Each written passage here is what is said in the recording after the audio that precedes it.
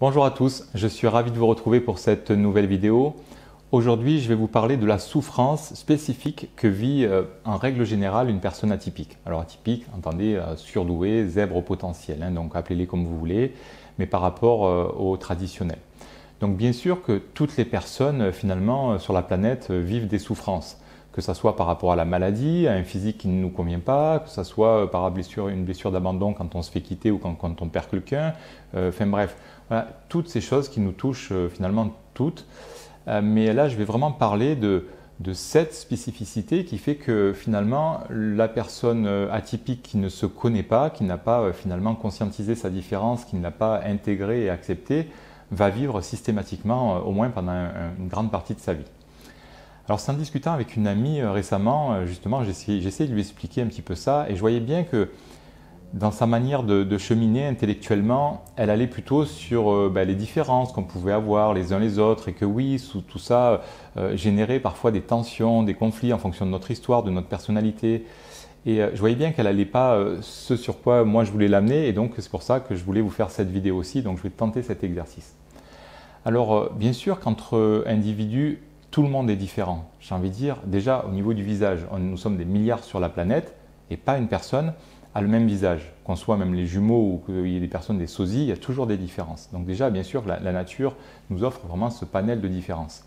Mais bien sûr aussi, notre histoire va contribuer. Si on a été élevé par rapport avec des parents bienveillants, enveloppants, je ne sais pas moi, gentils, chaleureux, ou avec des parents justement maltraitants, bien sûr que ça va avoir une conséquence différente. Mais même chez, j'ai envie de dire, deux familles bienveillantes, s'il y a une fratrie importante ou si on est enfant unique, ça va aussi avoir des conséquences. Donc, en fonction de nos goûts, de nos envies, je ne sais pas, moi, une personne qui a, je sais pas, beaucoup des valeurs hautes, par exemple, d'esthétisme, va peut-être faire un métier qui va être orienté vers, je sais pas, des métiers d'art, ou va peut-être être styliste, coiffeur, voyez, ou va peut-être décoratrice d'intérieur, ou même paysagiste, pourquoi pas.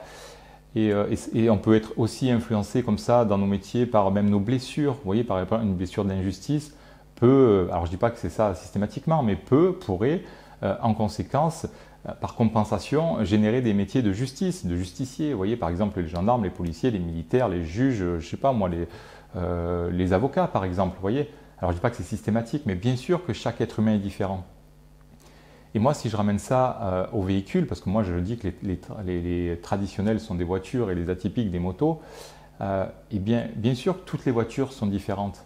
Vous voyez, il y a des voitures de toutes les couleurs, il y en a quand même plusieurs couleurs, il y en a qui ont des stickers sur le toit ou sur je sais pas, le capot, il y a des voitures qui ont 3 portes, des 5 portes, il y en a qui sont boîte automatique manuelle, maintenant il y a des voitures électriques, avant c'était essence et diesel, vous voyez, il y en a qui ont plein de cylindres, d'autres beaucoup moins, enfin bref, il y a une multitude de différences. Et peut-être qu'un 4x4, vous voyez, entre traditionnels, il y a déjà des tensions. Vous voyez, un 4x4, il va regarder un peu la sportive d'à côté, il va dire franchement, ton look il est pas mal, mais tu ne peux pas aller dans les champs comme moi. L'autre, il va dire, ouais, mais toi, tu ne peux pas aller sur l'autoroute comme moi. Donc, vous voyez, il peut y avoir une rivalité, il peut y avoir des conflits, il peut y avoir, voilà, tout ce qui fait que finalement, la différence va être déjà source de tensions parfois. Alors, elle est très souvent nourrissante, mais on peut le voir déjà chez les traits traditionnels, ça crée des tensions. Mais on le voit aussi, j'ai envie de dire, entre hommes et femmes. Des fois, c'est deux mondes différents. Et donc, tout ça, on le retrouve chez les personnes traditionnelles, mais comme chez les personnes atypiques. Vous voyez, entre motos, un trail pourrait dire à un custom de dire franchement, t'es trop laide, quoi, tu vois. Donc, c'est ça, il peut vraiment y avoir ces différences-là. Et moi, je ne parle pas de ça. Parce que ce qui est sûr, c'est qu'une voiture, qu'on soit dans un coupé, un break, moi, j'ai récemment conduit la Tesla d'un ami. Ben en gros, il m'a juste fait un petit briefing de 2 secondes pour me dire fais attention à la décélération, ça freine pratiquement. Mais je suis parti tout de suite parce que ça se conduit comme une voiture et qu'on n'a pas de problème, on va dire, on s'adapte, il n'y a pas de difficulté d'adaptation, ça dure 2 secondes, mais quand on a son permis automobile, on conduit toutes les voitures, on peut partir à l'étranger même si le volant est de l'autre côté, vous voyez. Mais une voiture, ça reste toujours une voiture et ça se conduit comme une voiture. Et une moto, ça se conduit comme une moto. Le problème ici, c'est que les 3/4 des personnes atypiques ne savent pas qu'elles sont motards. Et elles vont essayer de rentrer dans les cases des personnes traditionnelles à l'école des automobilistes. Et ça fait du coup vraiment, ça crée des complications. Alors on peut voir ça également j'ai pensé à ça, mais pour moi c'est une forme de crise identitaire dans son fonctionnement. J'ai pensé aux transgenres. Eux, ils ont une crise identitaire dans leur sexualité, dans leur côté masculin-féminin. Donc imaginez ce qui va se passer pour cette âme de petite fille, bon, on peut le dire comme ça, mais qui s'incarne dans un corps de garçon. Alors là, je vais être obligé de prendre des clichés. Je sais bien que dans l'absolu, toutes les petites filles ne jouent pas à la tête à coiffer et au Barbie, et les garçons ne jouent pas au foot, moi le premier.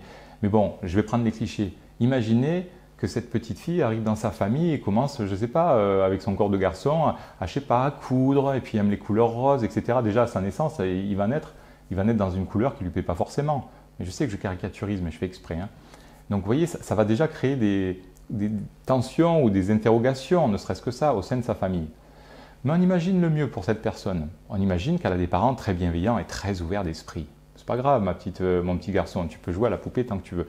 Mais imaginez quand elle arrive dans le monde avec ses petits camarades et l'école. Cette petite fille dans son corps de garçon va vivre un vrai calvaire. Voilà. Moi, j'ai connu comme ça une petite fille qui aujourd'hui est un garçon et je l'ai vue passer de psy en psy en psy parce que finalement, elle avait cette crise d'identité sexuelle. Voyez. Et aujourd'hui, elle va beaucoup mieux parce que ça y est, elle se dit comme garçon, elle se vit comme garçon et sa vie change complètement. Elle s'autorise à être un garçon. Mais avant, même si elle aurait bien aimé, mais on lui reprochait, et puis il y avait tous ces codes sociaux, culturels, etc. qui faisaient que, vous voyez. Donc là, pour une personne atypique, c'est exactement pareil. Alors moi, je reviens sur le mode d'emploi, c'est-à-dire que c'est ça, le problème, c'est que la personne atypique, ne sachant pas qu'elle est moto, va chercher à vraiment rentrer dans ce mode de fonctionnement. Et donc je reviens à ces voitures. Le motard qui cherche vraiment à rentrer dans la manière de conduire d'une voiture, quoi. Moi, personnellement, j'ai les deux. J'ai une voiture et j'ai une moto. Donc, j'ai la chance d'avoir les deux véhicules. Là, je reviens sur le vrai véhicule.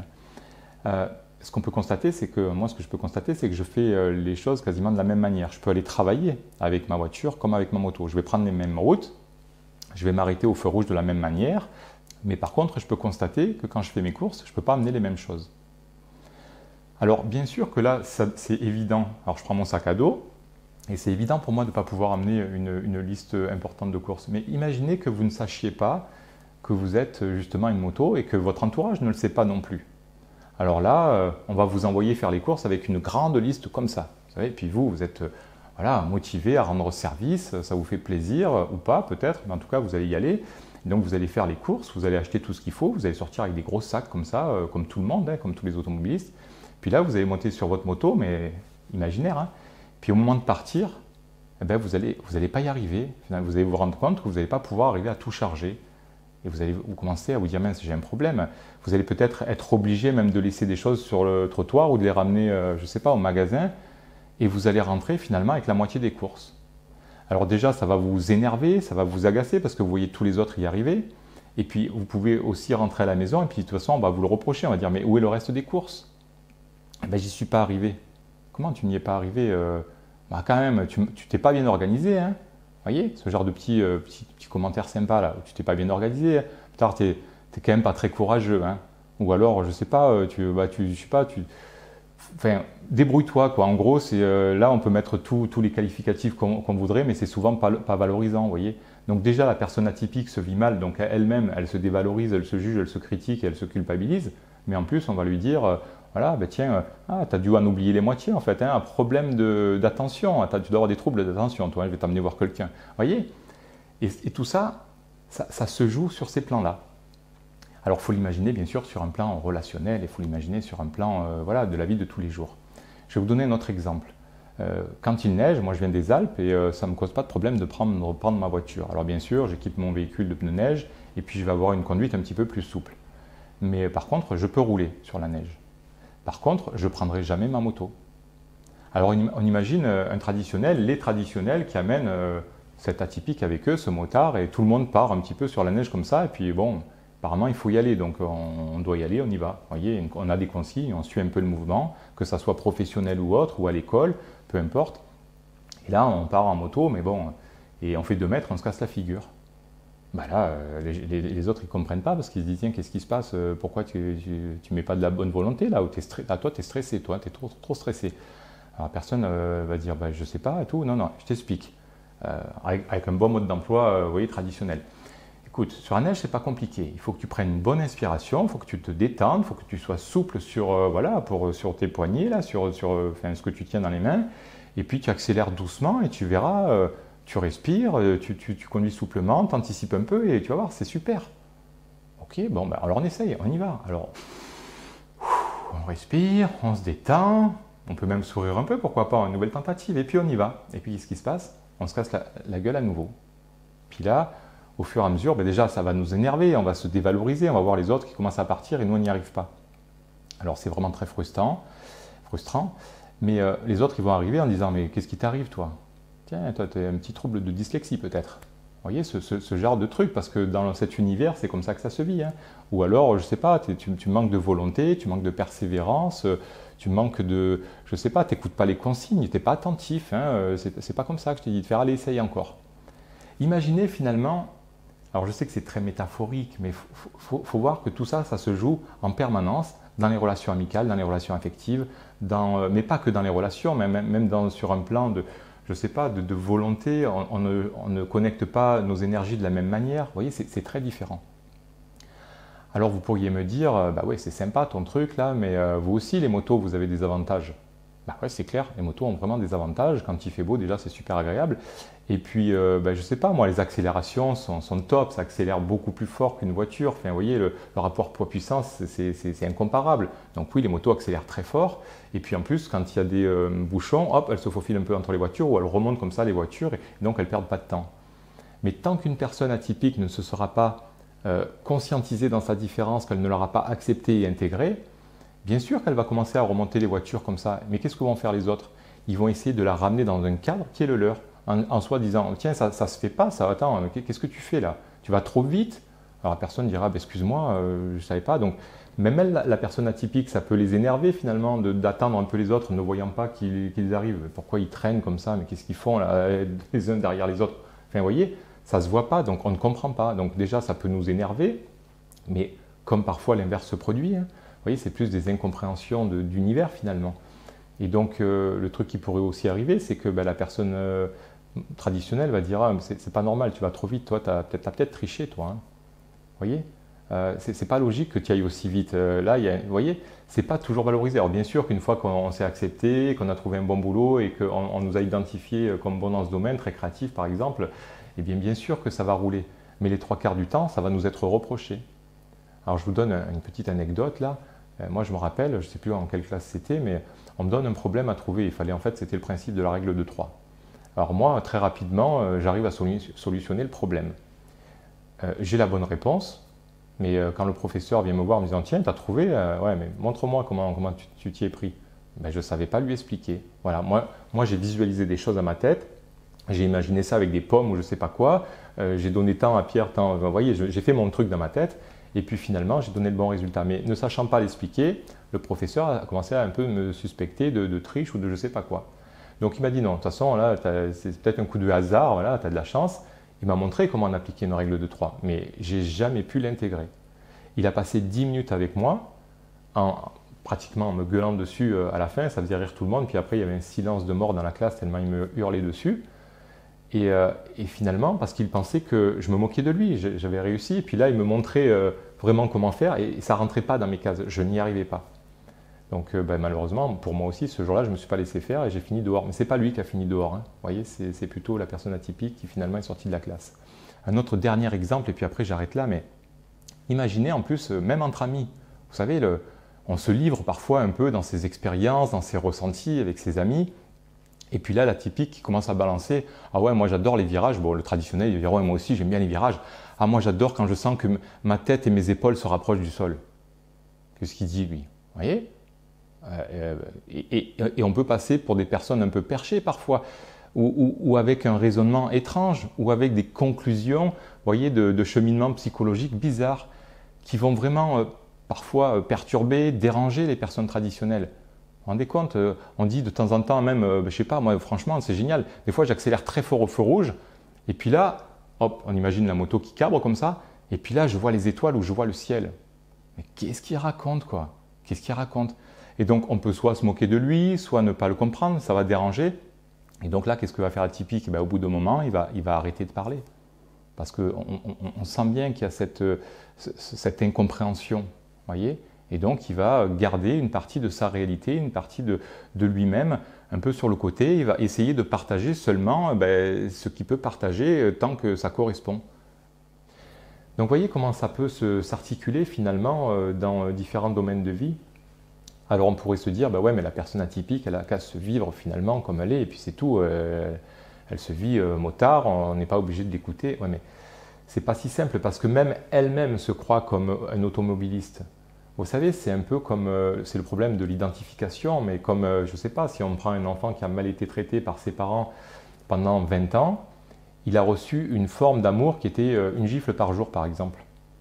Eh bien, il s'est identifié finalement à cette forme d'amour. Pour lui, c'est une forme d'amour qui fait mal, mais il n'en connaît pas d'autres. Vous voyez, donc il va falloir, dans un premier temps, qu'il fasse tout un travail de désidentification, parce qu'il comprend que bon, les claques, au bout d'un moment, j'en ai un peu marre. Mais s'il ne le fait pas, de toute façon, il va reproduire ou faire le contraire. Je ne suis pas là pour faire de la psychologie, mais clairement, voilà, ça ne va rien donner. Mais de toute façon, sinon, il va devoir se désidentifier non seulement de tout ça, donc c'est prendre conscience que finalement, ce mode d'amour n'est pas, enfin, cette forme d'amour n'est pas bonne pour lui. Et puis ensuite, il va falloir qu'il cherche, mais quelle est la bonne forme d'amour pour moi? Et pour moi, c'est un peu le truc de cette vidéo aussi, c'est de vous dire, si à un moment donné, vous, pour X raisons, si vous faites des tests, si vous rencontrez des personnes atypiques qui vous valident comme ça, ou si vous êtes tellement sûr d'être atypique parce que vous avez recroisé beaucoup d'informations, et que c'est OK, vous êtes atypique, en fait, ce n'est que le début du chemin. Ce n'est pas le début du chemin de votre vie, parce que bien sûr que vous avez déjà trouvé des solutions. D'ailleurs, elles ne sont pas toutes toujours très satisfaisantes. Parfois, les atypiques s'isolent juste pour avoir la paix. Mais en l'occurrence, elles n'ont pas forcément les interactions qui pourraient les nourrir. Donc, voyez, pour moi, une fois que la personne a compris qu'elle était atypique, eh bien, c'est important qu'elle prenne enfin le mode d'emploi de la moto, qu'elle le bouquine, qu'elle s'informe et qu'elle apprenne à conduire correctement son véhicule, son fonctionnement, qu'elle se l'approprie. Parce que sinon, clairement, ça ne fonctionnera pas. Voilà. J'espère que ces informations sont claires pour vous. Je sais que tous les atypiques ne se reconnaîtront pas non plus là-dedans, mais franchement, il y a énormément de chances que oui, parce qu'il y a quelques personnes qui ont pu avoir un cadre quand même vraiment très bienveillant et puis qui ont pu être diagnostiquées tout de suite aussi, dès leur plus jeune enfance. Donc c'est vrai que tout de suite, on leur donne le bon mode d'emploi et ils arrivent à s'épanouir. Donc ces gens-là, en principe, ils ne regardent même pas mes vidéos. Mais je parle plutôt des personnes qui finalement vivent des souffrances et qui n'arrivent pas à comprendre le sens de cette souffrance. Voilà. Moi, je me souviens que quand j'ai commencé à être sur cette voie, c'est un membre de ma famille qui m'a dit, tiens, qui s'est diagnostiqué ou dépisté atypique. Et alors, je ne le citerai pas parce que je lui demanderai sa permission, il se reconnaîtra s'il regarde la vidéo. Mais donc, il m'a dit, tiens, lis ce livre, ça va te parler. Et c'est vrai que quand j'ai lu le livre, j'en avais presque les larmes aux yeux, tellement ma souffrance trouvait du sens. Comme s'il y avait un sentiment de reconnaissance, voilà, de se dire ça va, je ne suis pas fou, ça donne vraiment du sens et ça apaise énormément. Mais c'est que le début du chemin parce qu'après il faut intégrer toutes ces différences et voir comment elles s'articulent avec les amis, comment ça s'articule avec, je ne sais pas, dans son travail vis-à-vis de soi-même, quels sont ses points forts. Vous voyez, par exemple, la créativité, c'est souvent le gros point fort d'une personne atypique. Mais les 3/4 des personnes ne sont pas connectées à cette créativité ou n'en profitent pas du moins. Vous voyez ? Bon, j'arrête là, ça fait beaucoup. En tout cas, j'espère que cette vidéo vous a plu. J'espère aussi que ça va vous permettre d'y voir un petit peu plus clair. N'hésitez pas, si certains de mes propos résonnent en vous, d'aller peut-être voir aussi d'autres vidéos, soit que j'ai faites, soit d'autres personnes, de recouper un peu les informations comme ça. Ça peut être intéressant. Soyez par contre prudent au niveau des tests, parce qu'il y a des tests vraiment qui ne valent rien sur Internet. Il y a des questions qui concernent tout le monde et qu'on soit traditionnel, qu'on soit atypique ou qu'on soit motard ou qu'on soit automobiliste. Tout le monde va s'y retrouver, donc soyez prudents par rapport à ça. Il y a aussi beaucoup de business, donc voilà, vraiment prudence. Mais en tout cas, je vous souhaite vraiment un bon cheminement. Et puis moi, je vous dis à très bientôt pour de nouveaux contenus où je vais vraiment venir sur comment s'articulent finalement ces difficultés d'adaptabilité dans des, on va dire, dans des fonctionnements plus spécifiques, le rapport à la confiance, le rapport à l'estime, comment les vivre, comment les nourrir, enfin, vous voyez. Bon, j'en dis pas plus. Je vous dis à très bientôt, un bon cheminement et puis portez-vous bien. Bye bye.